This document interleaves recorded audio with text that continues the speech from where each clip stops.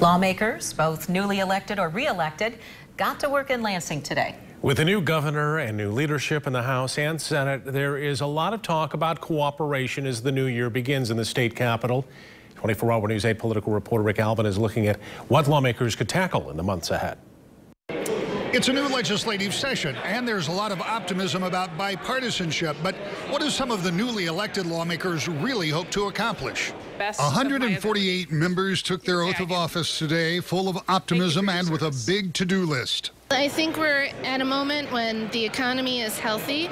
We'll be able to take some bold steps on issues that we really can't pass forward to future generations. Newly elected Democratic Representative Rachel Hood lists roads, water, and infrastructure as priorities, but no matter the issue with divided government, compromise and cooperation will be required. But can it be found in a town not always known for listening to the other side of the aisle?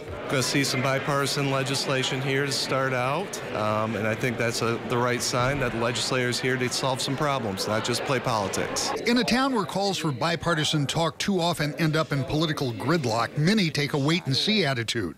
But less than an hour after giving his speech to start the session, focusing largely on calls for compromise. But members, without compromise on policy, our state government cannot operate.